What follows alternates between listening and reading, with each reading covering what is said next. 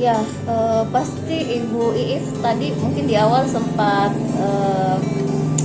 apa ya, sempat kaget ya, karena panik karena kadang-kadang kita kan kalau misalnya bukan giliran kita terus tiba-tiba mungkin yang tadinya masih ada yang ingin dipersiapkan, terus kita tiba-tiba diminta untuk mengambil posisi itu pasti ada paniknya ya.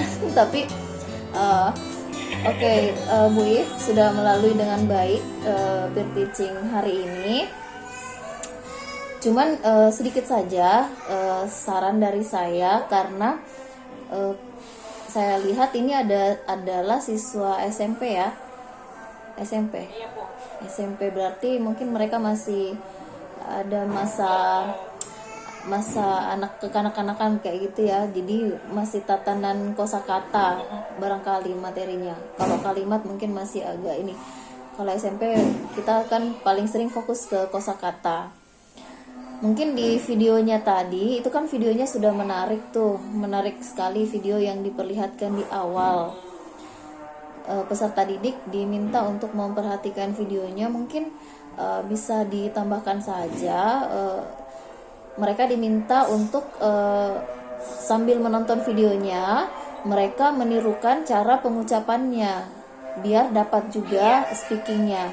Karena kalau tataran anak-anak itu saya kira mereka itu suka seperti itu. Kalau misalnya ada yang lihat tadi misalnya disebutkan bathroom, mereka mengikuti bathroom karena kan ada cara-cara pengucapan yang berbeda dari bahasa kita, bahasa Indonesia. Ya, terus saya tidak tahu apa saya yang tidak memperhatikan, tapi sebenarnya ada yang ke skip. Mungkin saya tidak perhatikan barangkali karena tadi sempat saya keluar jaringan karena jaringan saya bermasalah. Menyimpulkan materinya tadi di penutup ada ya? Oh ada, berarti saya yang ke skip. Oke, saya kira itu saja dari saya, Bu If. Terima kasih. Iya, Ibu. Ini rencananya juga kalau misalnya di kelas diminta anak untuk membacakan ulang. Cuma karena di sini siswanya pintar Ibu, jadi bingung. Mau di ini Iya. Ya, terima kasih Bu Andi. Terima kasih banyak. Iya, betul. Silakan Ibu, kira ada. Iya, terima kasih Bu Dokter Nunung. Iya, Ibu Nurul Husna. Saya dapat kabar bahwa ternyata Ibu Nurul Husna ini senior saya dulu waktu S1 ternyata.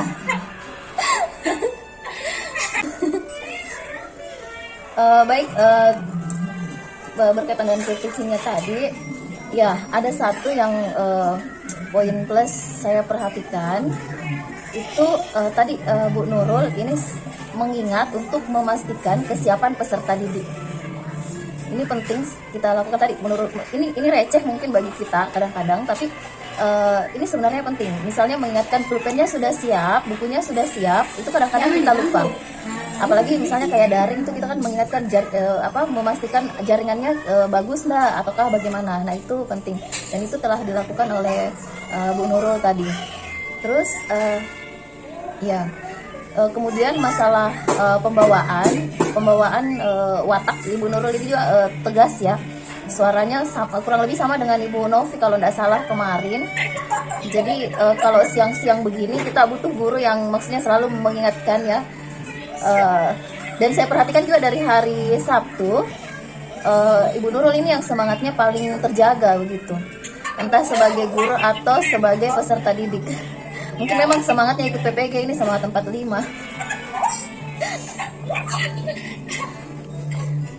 Terus apalagi ya?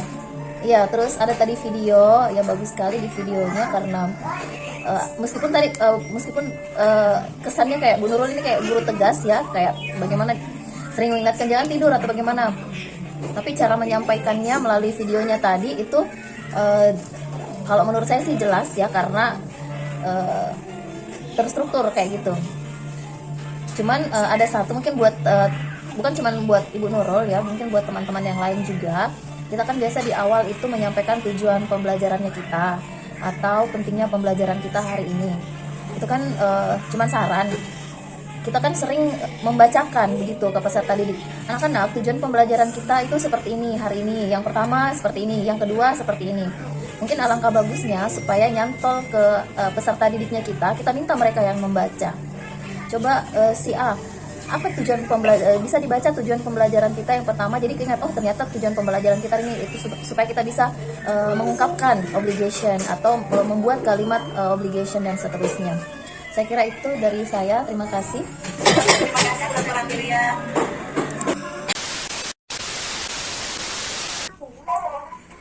Ya baik, terima kasih Pak Sukmana ya. Saya punya beberapa catatan. Yang pertama, saya sependapat dengan Bapak Ibu yang tadi sudah menyampaikan masalah video.